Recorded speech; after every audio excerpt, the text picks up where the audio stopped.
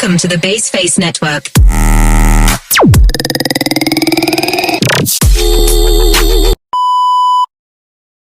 Are you ready, kids? Aye, aye, Captain! I can't hear you. Aye, aye, Captain! Oh! She fell in love with a girl that could take away all her pain, yeah. She fell in love with a whole new girl that could feel her veins. And then she said she lives in the sky tonight. She's satisfied, rolling back her eyes. Then she starts to cry. Everything is turning to black all in one night. She just went to heaven and back. Assalamualaikum warahmatullahi wabarakatuh. Hai guys, di sini kami akan melakukan wawancara pedagang seblak yang ada di Kebumen. Sebelumnya, perkenalkan, nama aku Dewi Fajar Ayuni dari kelas TAVA nomor 7. Dan di sebelah kiri saya ada Fatia Zaro dari kelas TAVA nomor 12. Saya Rizka Eko Tami dari kelas 11 TAVA nomor absen 25. Saya Safira Laila Salma dari kelas 11 TAV nomor absen 29. Selamat menyaksikan semua. Siang Kak, kami dari SMK Ma'arif 1 Kebumen.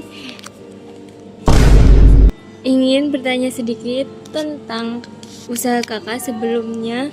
Perkenalkan nama kakak siapa? Nama saya Wafi Maulida Laili. Mau langsung Langsung diceritain? diceritain aja. Oke, usaha seblak ini aku mulai di tahun 2024 akhir, tepatnya bulan September. Ini aku mulai karena gabut.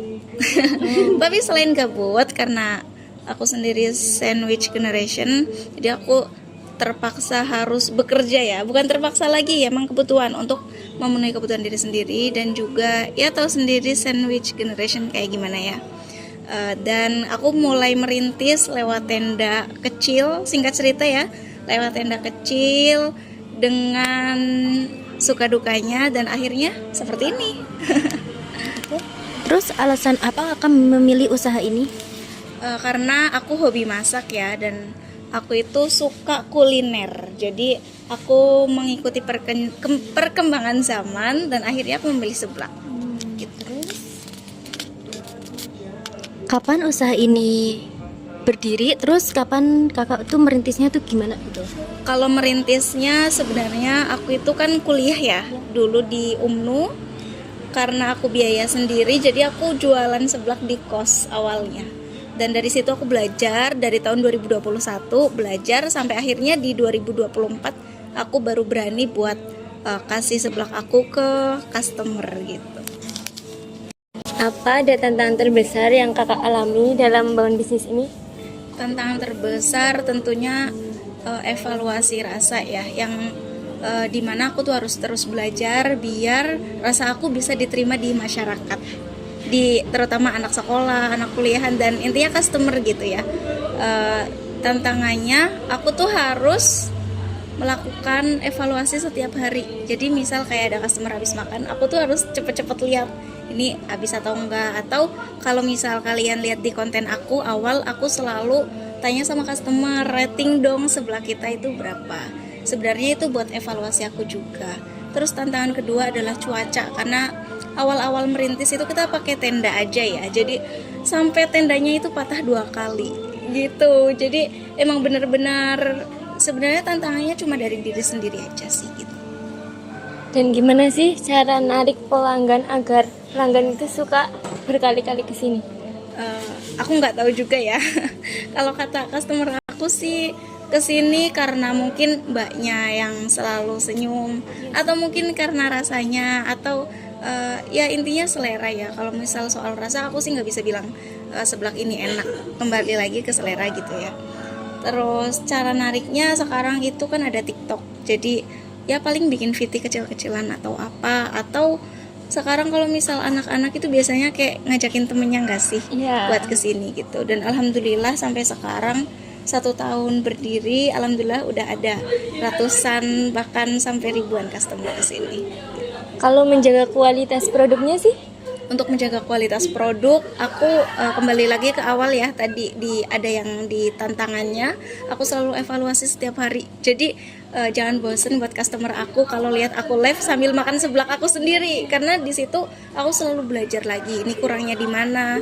Aku juga suka banget kuliner tadi aku bilang ya, jadi aku suka keluar kota Untuk mencari referensi rasa. bukan referensi ya, belajar lagi gitu, intinya belajar. Aku udah keliling ke kota-kota sebelah dan yang jauh sekalipun aku datengin cuma buat aku belajar lagi gitu.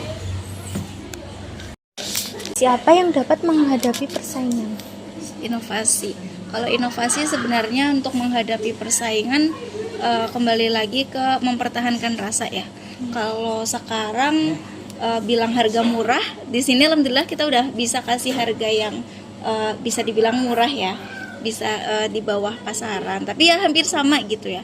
Kalau tempat nyaman kita sedang berusaha karena baru 1 tahun merintis gitu, karena emang mulainya benar-benar dari nol gitu. Inovasi barunya sih sementara menjaga kualitas aja sih. Kalau buat nambah menu dan lain-lain belum bisa, karena kita mau fokus satu menu dan dimana menu itu bisa melekat di hati customer gitu.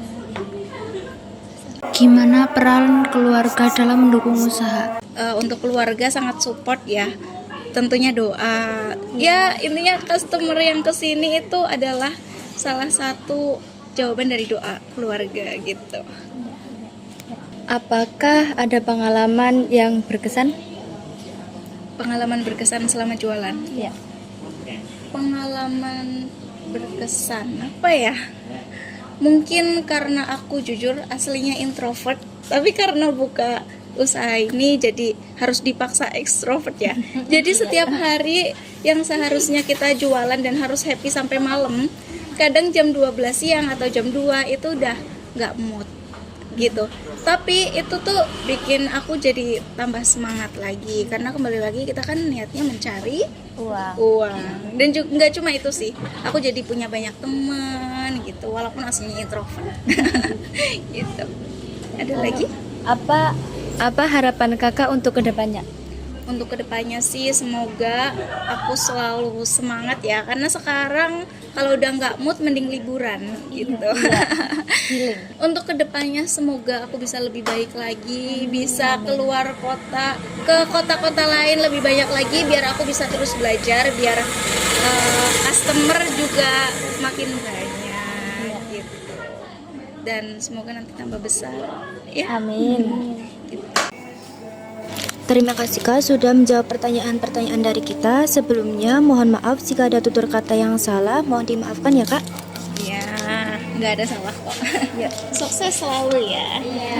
Makanya juga